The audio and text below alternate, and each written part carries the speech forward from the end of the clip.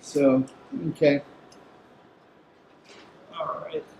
Okay, so this is a presentation about how to use portions of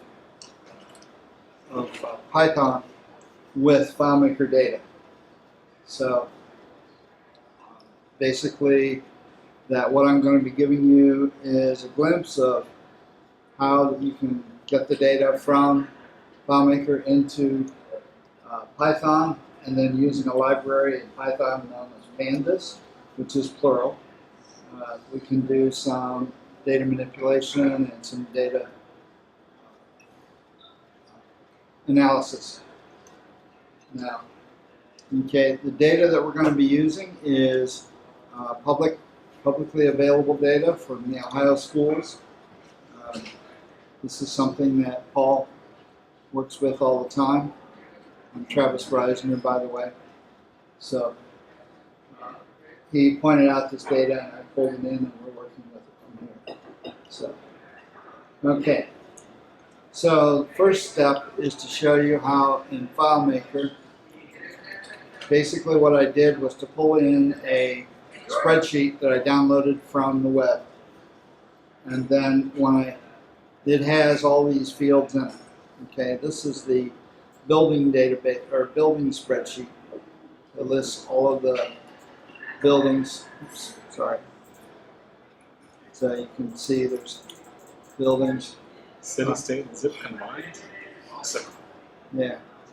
We don't store it that way. Okay. This is a public available Is an output file. Extract Yeah, of their original. Yeah. So the way this data is organized, as I understand it, is that there's a regions in Ohio. There's how many regions? There's Paul? 16 regions in Ohio. There's 16 regions in Ohio. Within each region, you have districts, and then each district has a unique district number. And then within the districts, that there are buildings, and the buildings have a unique number here. Okay, so Paul informed me that the district names are not unique. The building names consistent from year to year. Just that wire. So anyway. It's a yes or no question. So, and also, as you know, there are 88 counties in Ohio, and so the county name where this school and building is also located here. Okay, so I won't bother to show you the spreadsheet that it came from, but this is the data we loaded. Now, there's also another table that I loaded up called the ethnic data. And this also has the district IRN, county, and the region in it. And then what it does is it shows a student group, and it shows how well they've been doing. And you scooch this over so it's a little more visible. And we test reading and math. Well, reading and math grades 3 through 8 in science and social studies.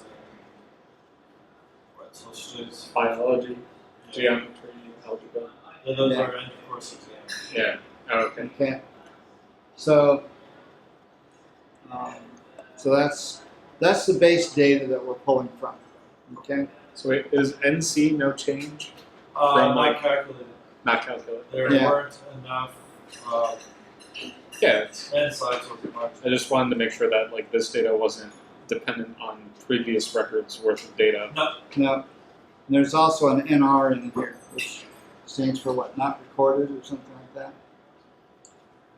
Something like that.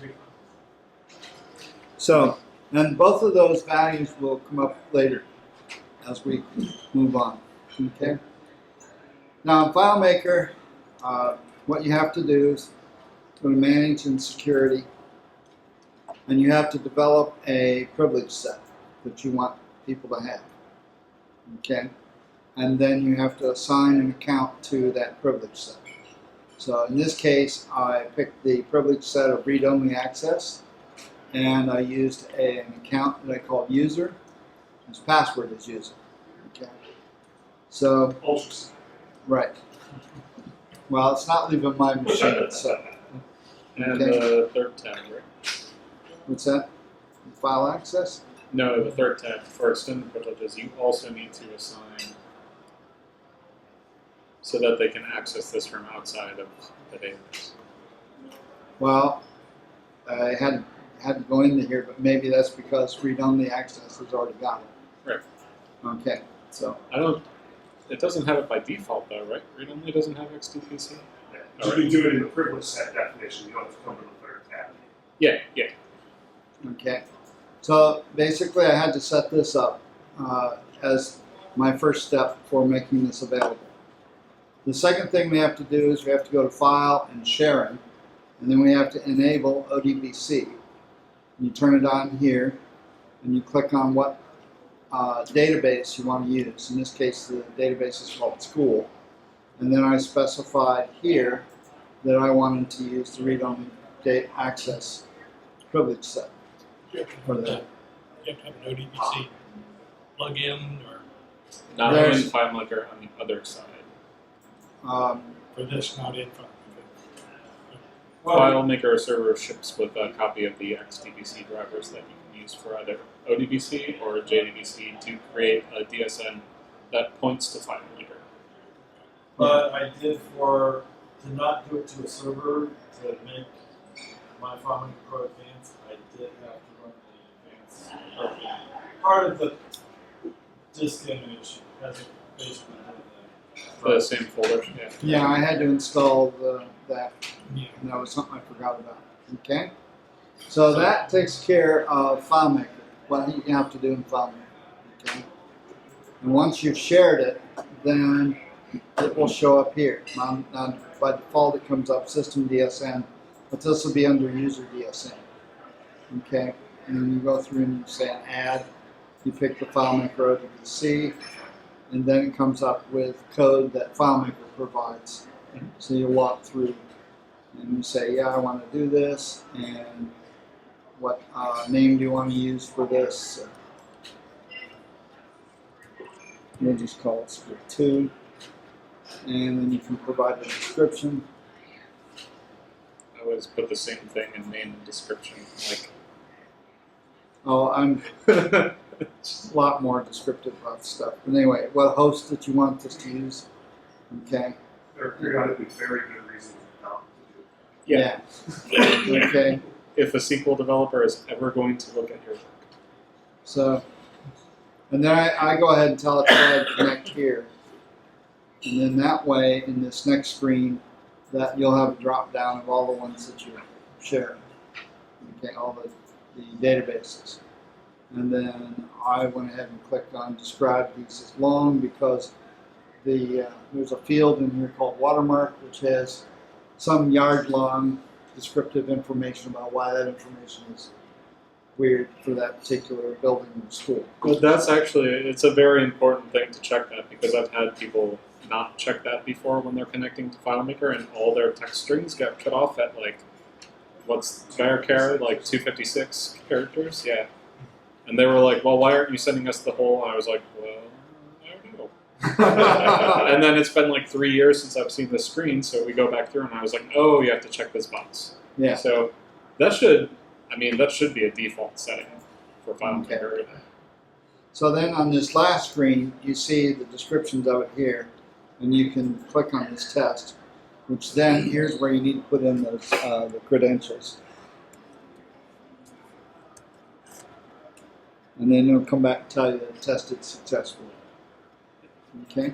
So, and then I'm going to cancel this because I've already got a definition up here. Okay? And I think you can go here if you want to modify it some way. Like if I go back and click that box. Yeah. So, And okay? so anybody watching knows the difference between a user DSN and a system DSN is the system DSN is available to all users of the system. So when you're installing a DSN on FileMaker server or like a web server where maybe you have an iNet pub user group that's running your web code, you want a system DSN. But here, since Travis is presenting just in his user account, the user DSN is fine.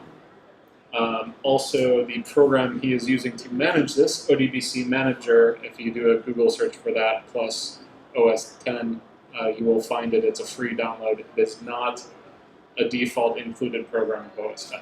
So people will be looking in their utilities folder for this, and Yeah. they'll be like, "Where is the?" I was like, "Oh, you need to download it." So Yeah, just simple. and it's not available on the Apple website. It's available Nope. from Actual an technologies ODBC. as it.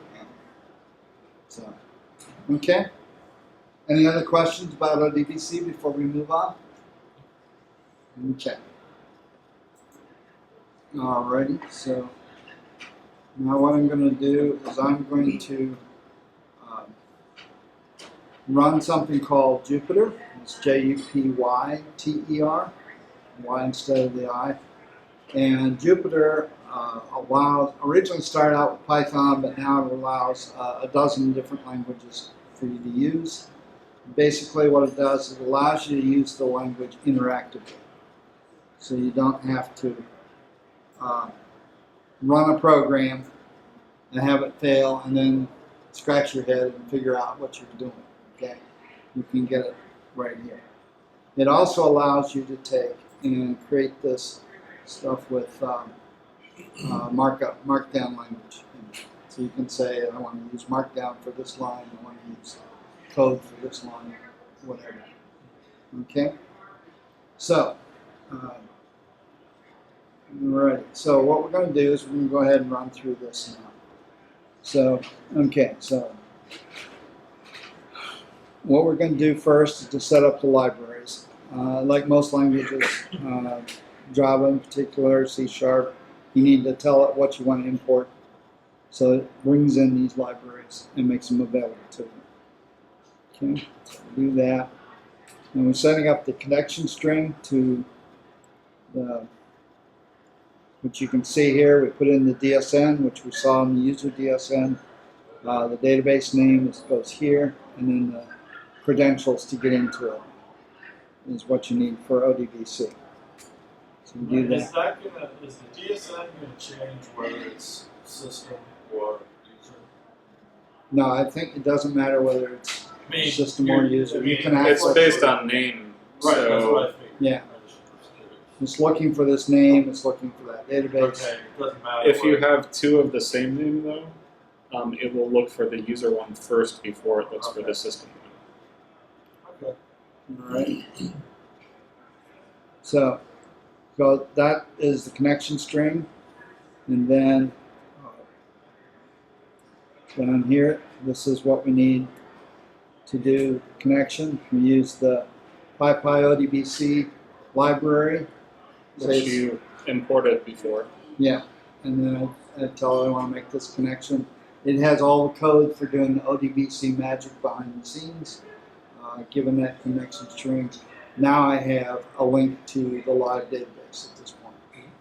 Okay.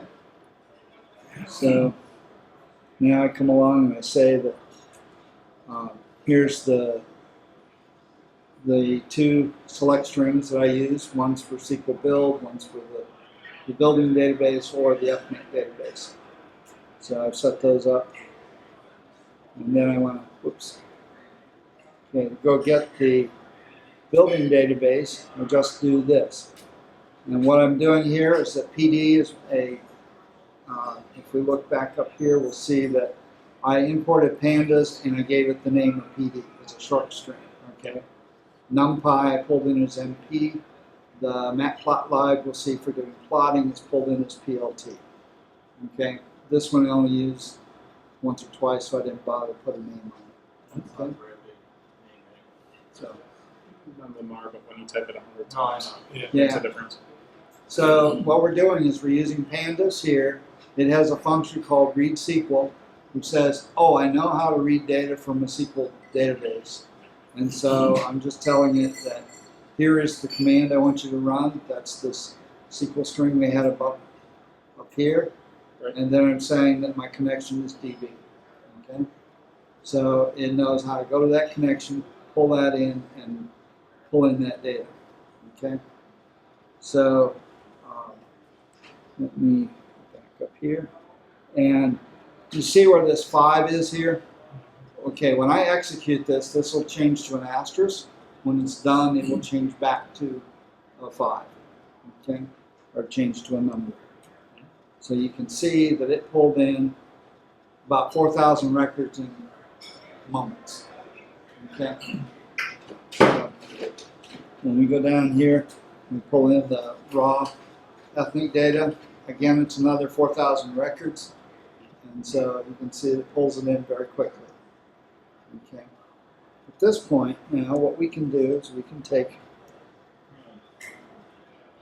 look at the bare data here. So if I pull this, whoops, I got the wrong scrolling going. Put this up here. Okay, so I need to click in here. That's what I need to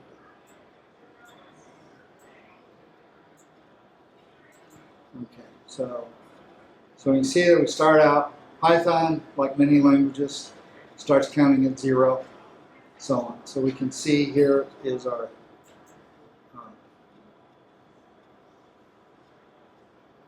So the left column isn't coming from FileMaker. That's just the kind of like the record number that Python gives it.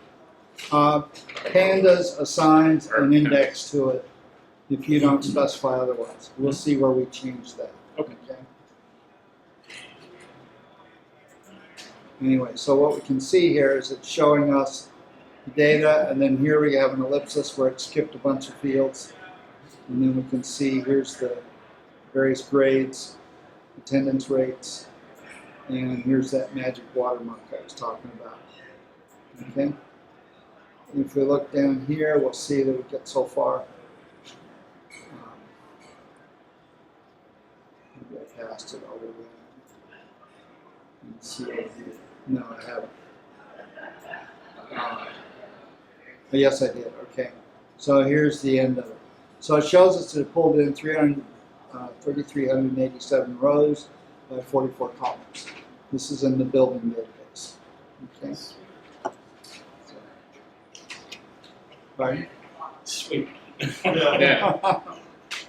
Okay. Now, if we go ahead and we run this summarize, okay, there's a command in Pandas called describe, which will look through the data, and then it will take and tell us how many records there are, how many unique records there are for this field, for district IRN. What was the highest? The second table over here is weeping for how fast that was. It wasn't so much the speed, it was like God, the number of times I needed that data and had to calculate it myself using a script. I mean, yes, it was very nice and fast, but like the work that I used to go through to get an count of unique values, which is not something that FileMaker wants to give you, Right. is just horrifying. And so, yeah. Well, and even like execute SQL is super slow because it's still running with all the overhead of the calculation engine. Yep. So, okay, so now here we move down and we see the information about the ethnic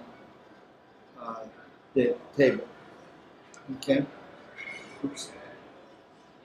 Okay, so another function that Pandas has that's kind of nice is you can look at the first few rows. It defaults to 5. I cut it to 2 so it would fit in this presentation. Okay, but just specify whatever number you want up here. Okay, and then we can see that it gives us, again, it truncated our fields here, but it's still telling us what's going on. Now see, here's those NRs I was talking about, and the NCs that we saw earlier. Okay. Must be Not recorded, Yeah, okay. And so we got that. Just Okay. tell them no reason. They're Or NR, no Well, reason. If they don't have any students in a particular ethnic group, it's not reported. Yeah. Uh-huh. Not just 0. Yeah. So, okay. It can't be 0, so it's just not reported. Because the people recording it aren't database people that would want to record 0. Right. Sort of like the song by Tom Lehrer about Most of them are just secretaries. when he he created the song about the all the elements, Mhm. and then at the end of it, it says that these are all the ones that are. These are all the elements that are known, and there are many, many others, but they haven't come to Harvard. Yep.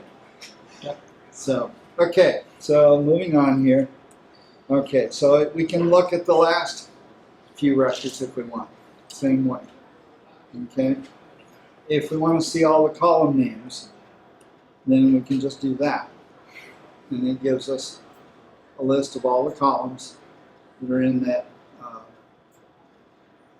table. Okay, and if we want to see the rows, then it gives us this.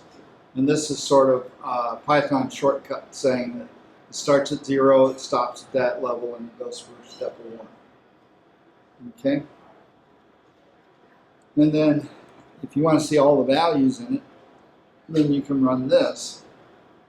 And I just told it to quit at 20. But we can see here that Quit at 20 columns or quit at 20 rows. rows? Okay, so here's row 1, or first row 0, and all the data that's in it. Then Okay. the bracket starts the second. Yeah. And then we go on down, we can see that. Okay. That's essentially in JSON, isn't it? No, this is actually in a Python format. But Okay. Similar. yeah. Single quotes, comma, square brackets on the outside of each record. Well, the square brackets indicate that that's a list. Oh. Okay. And so now this. I'm sorry. Okay. Sorry. If you click over here, then it gives you. It takes and unscrolls that, or allows you to scroll through the whole thing. Uh-huh. Okay. So if we look at the very top of this, we can see that it's an array, and here's the function, and then these two, this indicates that it's a list inside of a list. Uh-huh. Okay, and then it goes on this way. Okay, so. All right, and if we look at the memory usage of this, This could be a lot of zeros on this number. now, because what it does is it allocates a specific amount of space for each of the rows, whether there's anything in it or not. Okay. Or in for each field. Okay? And let's see. Yeah, collapse that down. So then what I did was to keep hitting the wrong button here, I'm sorry. I told it to go ahead and add up all these numbers. And so then we see that it's a little over a meg space that's taken up by that table. That's in bytes. Yeah. Okay. Alrighty. So now we will need to clean up some of the raw data because, for example, we got to get rid of those NCs, and Pandas works with knowing that if it's not a number, it's marked as NaN, then it will not include it in the calculations. Right. Okay.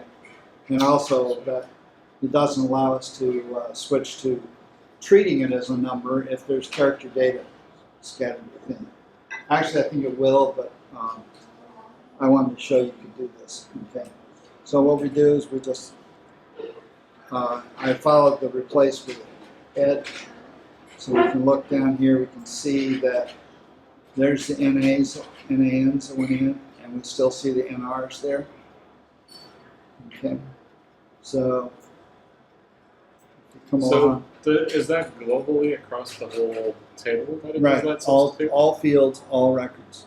And it has to be an exact match, right? It's not like a partial. Like if you. I think you can use regular expressions on it. Right. So That didn't change the original data. It just changed what's No, it changes loaded what's in in. memory. What's Yeah. in memory. Yeah, okay. well, yeah, the data that's still out in FileMaker hasn't been touched. And Okay. because remember, this account only has read-only access. Yeah. Yeah. Okay. Yeah.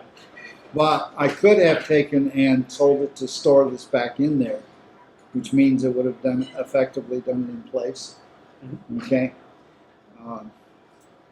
So But NaN is, that's a code. that's a mathematical concept Panda called not a number. recognizes. Okay. Okay. Math Not just libraries Panda, all over. but JavaScript and Even Yeah. PHP has an out of number constant. Okay. College math even uses NAN. So, but when Yeah. you replace NR and NC, it all becomes NAN, which doesn't matter, but it's still.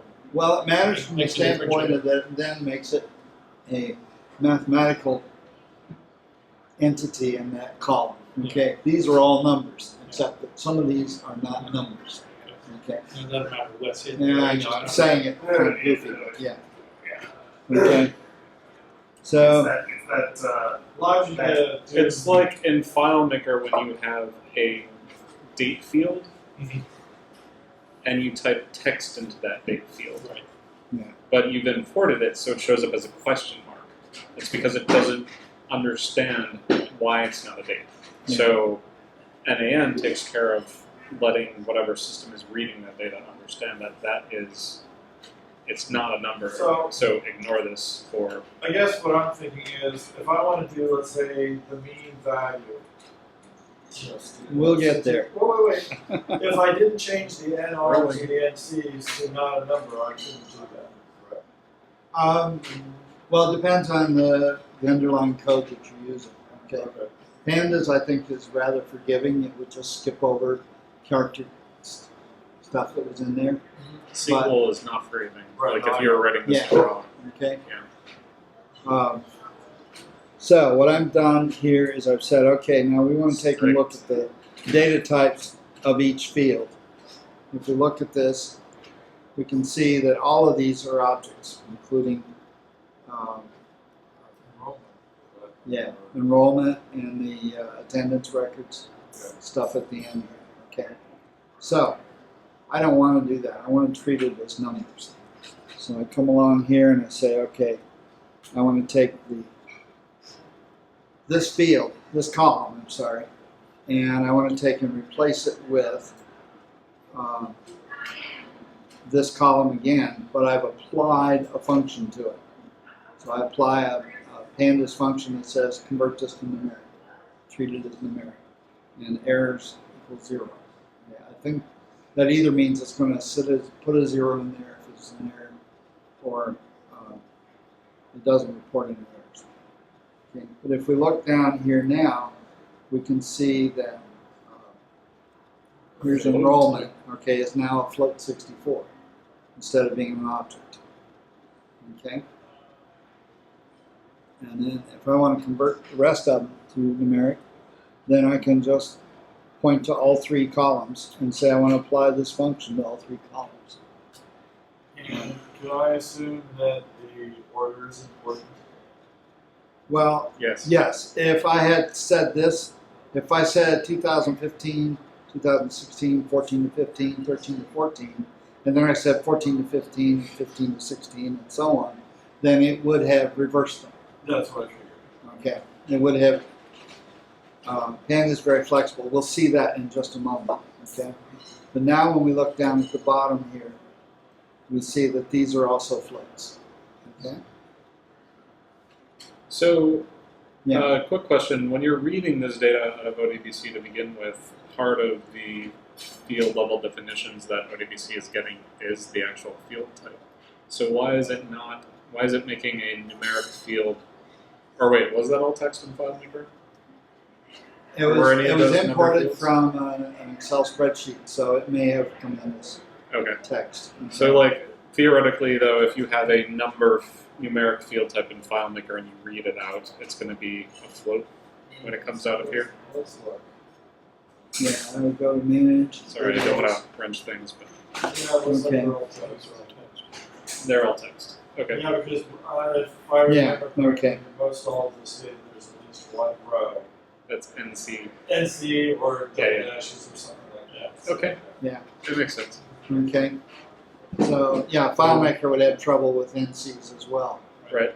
But we're going to assume that if one of those was a number field, that it would come over as a number as part of the UDC.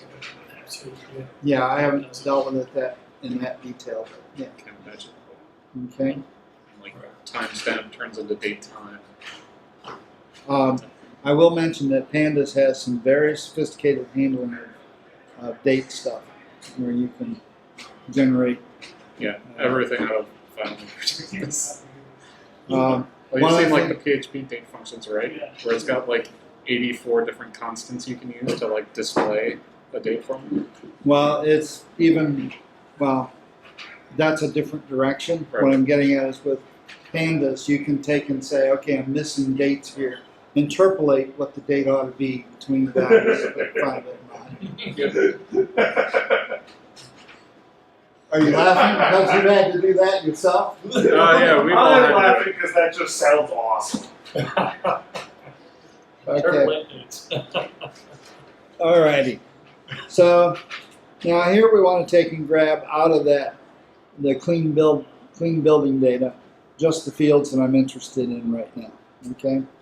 So what I've done is I've gone through and I've said I'm going to create a data frame called enroll out of, well, this is taking this data here, making a data frame in it, storing it in the variable enroll. And I want the columns, the district IRN, the district name, county, region, building IRN, building name, and the enrollment and the attendance. Okay. I just grabbed one of the attendance fields. Okay. So now when we look at this, we see there's our fields in a new data frame. Okay. Okay. Now, if I want to rename the columns, then basically I just tell it, oh, my new column names are these. And it changes the names. I don't have to go through and do any kind of copying it to another column with a new name and then deleting the old column, stuff like that. Anyway. FileMaker still doesn't have field level aliases So, okay. for exporting. So then when we look at this now, we can see that now our names are enrollment and attendance up here, which is what I wanted it to be. Okay.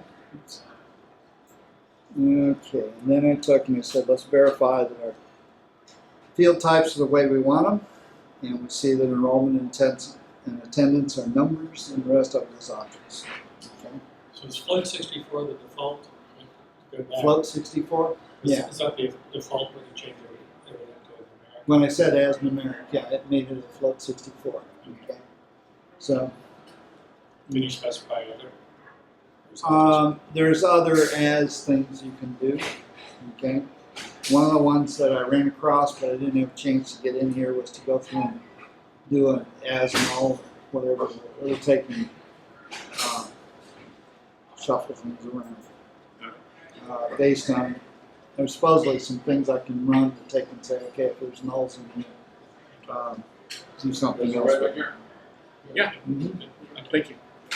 Okay. So again, we're going to do some preliminary statistical analysis. If I say that I want to describe number fields, then instead what it'll do is give me this. Count, mean, standard, minimum, 25%, 50, 75%, maximum. I'm chuckling loudly inside my head. Okay. Now, if we have text fields, which is like this, then we see what we saw earlier, the counts, unique, top, frequency, so on. Okay. Alrighty. So, all right. Have I sold you on doing Python yet? I know how to do all of this in PHP, but yeah, it's a good demonstration of why not being afraid to tie an ODBC driver into FileMaker and start messing with your data that way is a good idea. People have been doing it for years with the execute SQL script step, and everybody's like, why does it take so long to run a replace on 2 million records? And I was like, well, because the calculation engine has to do 18 steps before it gets down to the database to actually pull that. Then it goes back up 18 steps, figures out what to do, goes back down and writes that new value in, and then goes back up the 18 to go to the next record. So you're talking about doing, instead of doing one direct operation on that data, which it's doing at the ODBC layer, essentially like there's the database core of FileMaker, and right next to it is sitting that ODBC connector, nothing between it. So one question I sort of have, Yeah. I know you've connected this to a read-only access. Mhm. We could do whatever we're doing and write it back out. Yeah. Just as easily as we pulled that. Okay, yeah. Maybe 1 or 2 seconds slower for the write back. Oh, right, no, but I mean, Yeah. Yeah, Pandas has the ability to do the write to SQL as well as read from SQL. okay. Or you can write it to an Excel database, an Excel spreadsheet. You can write it to a CSV file. It has commands in there for Well, heck, dealing to with me, all this of would this. be easier to do some dashboard type things, where you're writing it Oh, out yeah. to, We've been selling like, well, I mean, up and coming, there's going to be a native connection to Tableau so that you can set up a dashboard in Tableau. Tableau. But there's no reason you can't set up an ODBC data source and use any of the ones that are out there, like Looker, or even like Google's got one too that you can plug in. But yeah, Okay. exactly what it's great for, aggregating a whole bunch of data. Okay. Alrighty, so now we're going to go into grouping and summarizing. Okay. If I do a group by here, then when I look at it, I see that it is now grouped it. It has created an internal group, which I call by county. Okay, and it goes through here.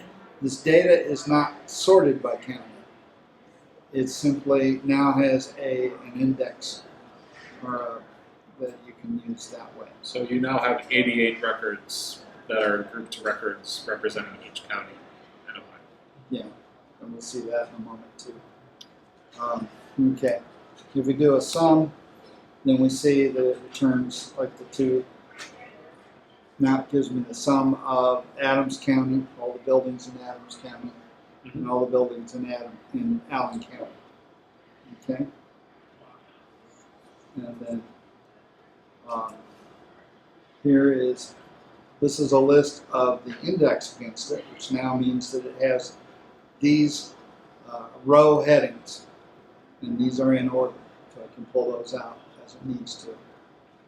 Okay, and if I do a describe on it, then it shows me here's my 88 counties with 88 counties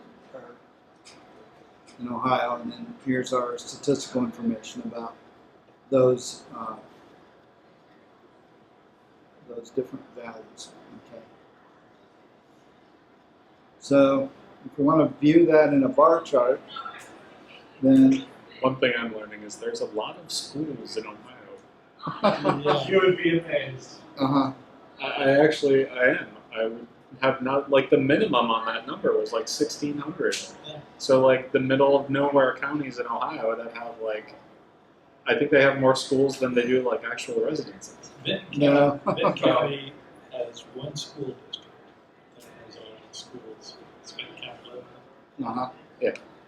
Okay, so here we have all 88 counties with a little bar chart and stuff, but that's not really very useful, okay?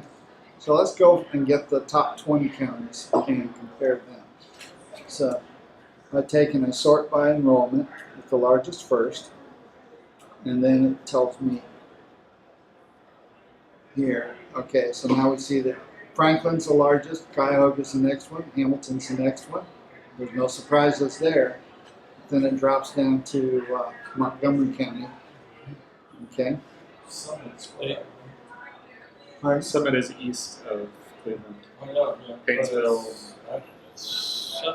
Yeah, Akron has. Okay. Yeah, Montgomery is state Springfield. I had a guy that was helping No, me state. with pandas, and he was from Summit County, so he put in the command so I could see explicitly what Summit County had. Yeah. So, okay, so let's take and create a bar chart of that sorted data, and now we see here what it looks like. Okay, Franklin, You know, just Cuyahoga. in case you wanted to do charting. It's already built in. Yeah, But that's interesting because Franklin has the highest population. Student number, that's enrollment, right? Yes. Yeah, that's student enrollment. Yeah. This Okay. is interesting for Cuyahoga because there's a lot of different districts. just code? Uh-huh.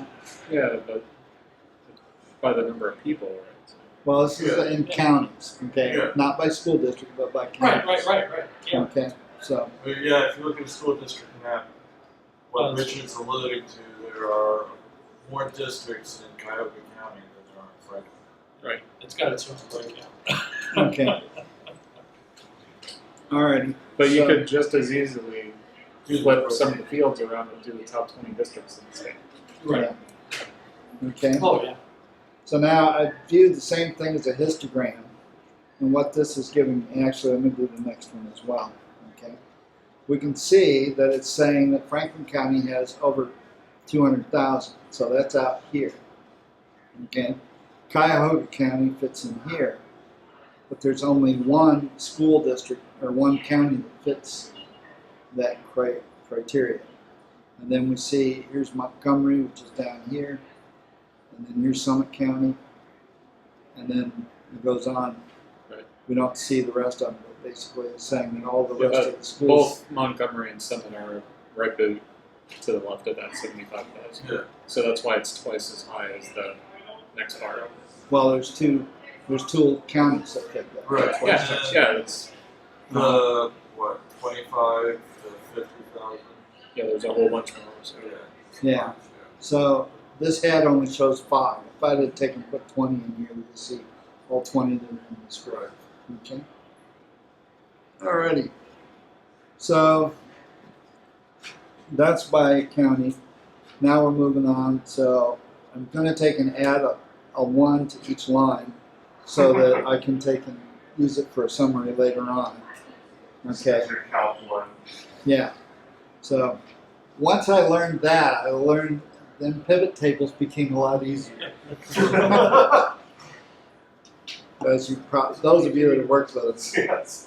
But anyway, so what we've seen is that all I have to do is to create, say, enroll, and name a column that's not there, and it creates it for me.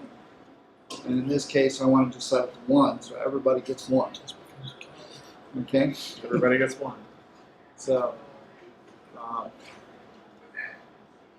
okay, so now we come along down here, and I'm going to take and create buildings by the region and district.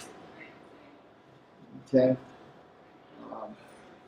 Now what it's giving me is 2 regions. So you can see here.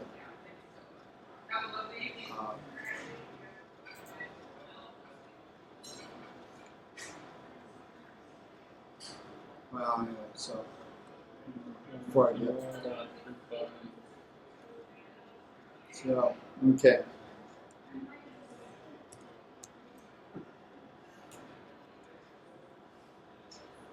So here's the types of the fields. For some reason, it gave me a table instead of The list. yeah.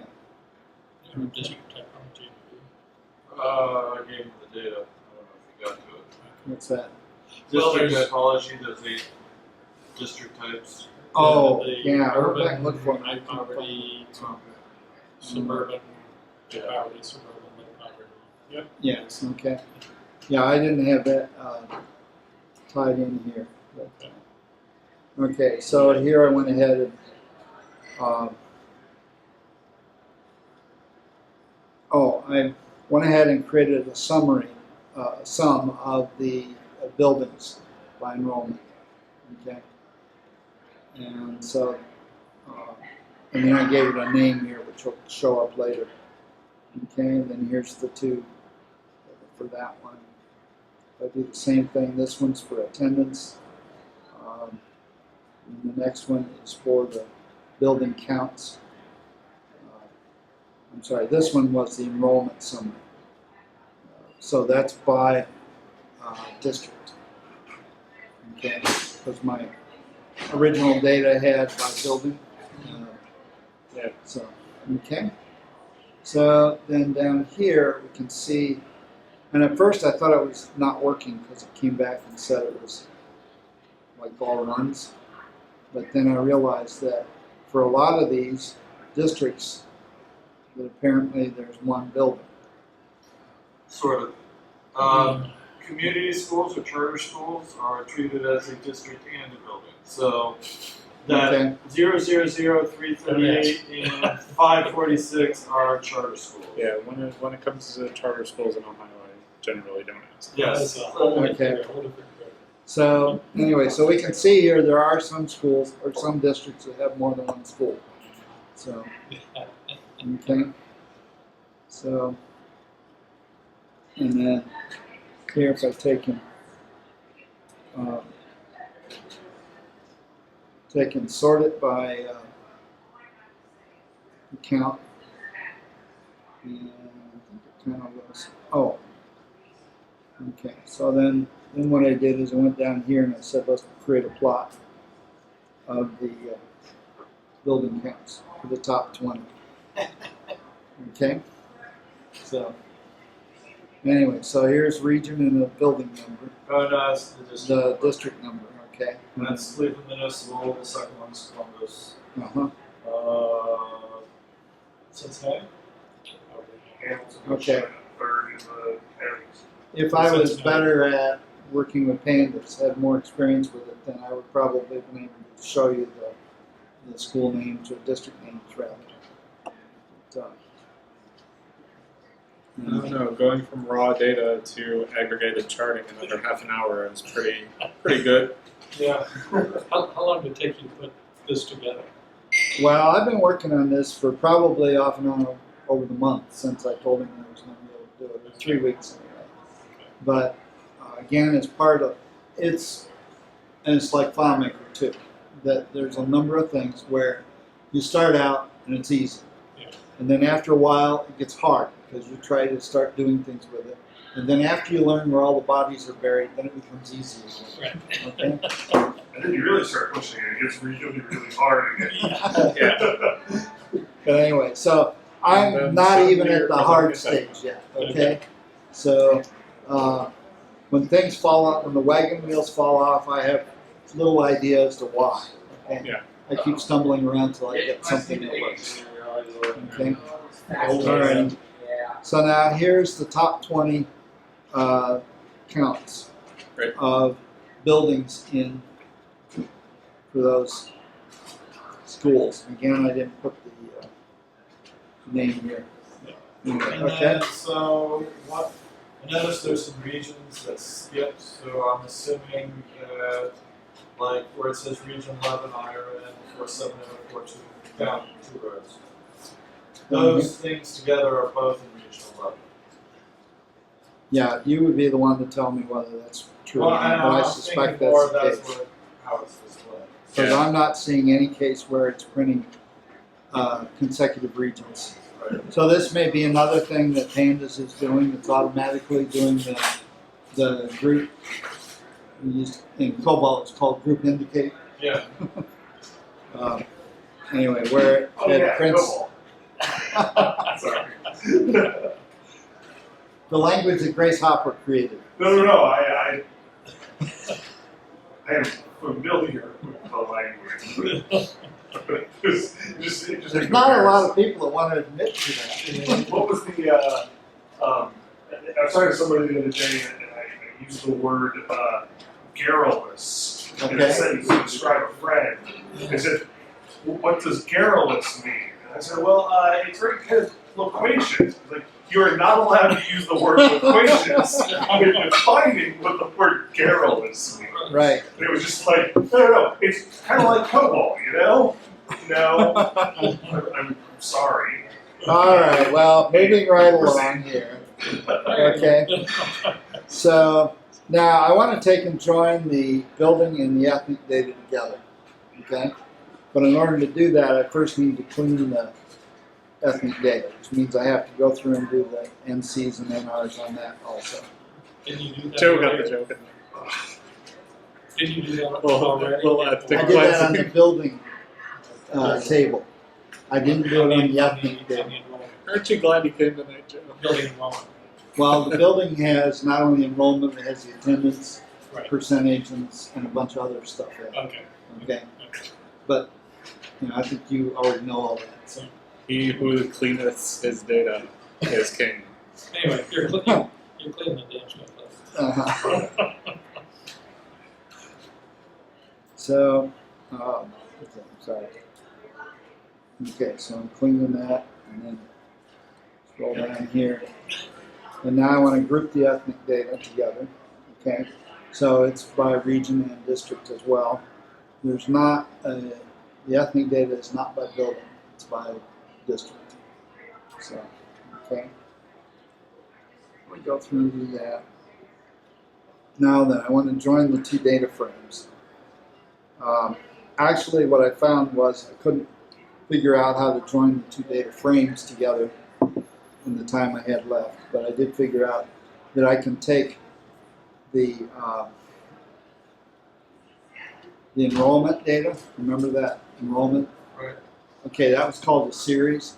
In Python or in Pandas terminology, if it's a like a single column out of a database, then that is a series.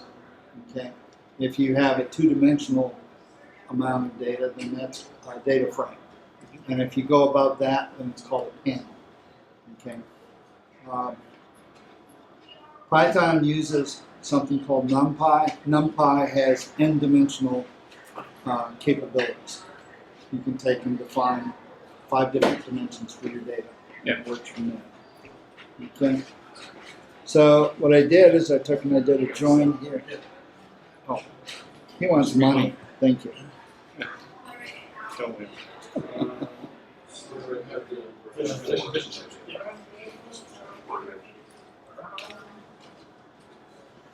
That's an interesting syntax for joining two tables together. Yeah. There's also something called a line, which is another way of sticking two series or whatever together. Mm-hmm.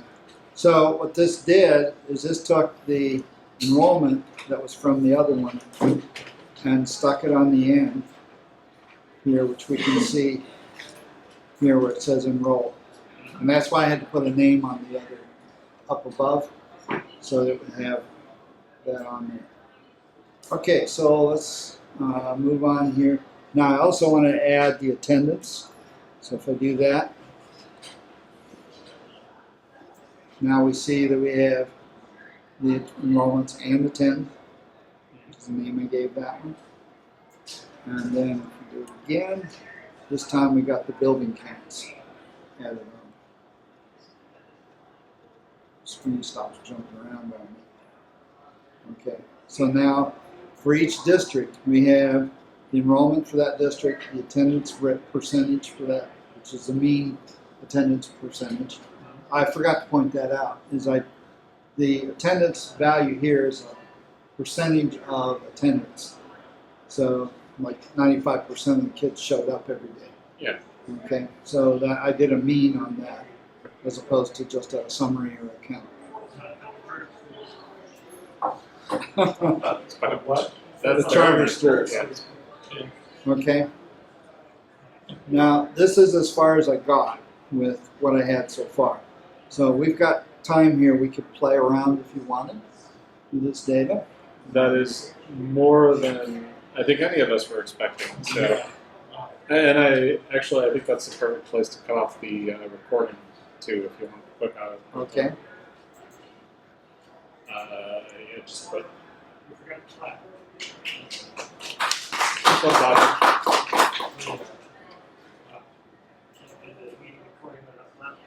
Right. Alright. And yeah, just save it as like COFMUG.mob.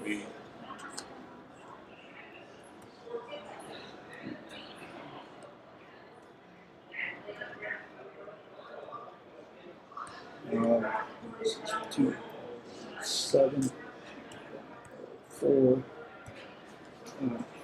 20.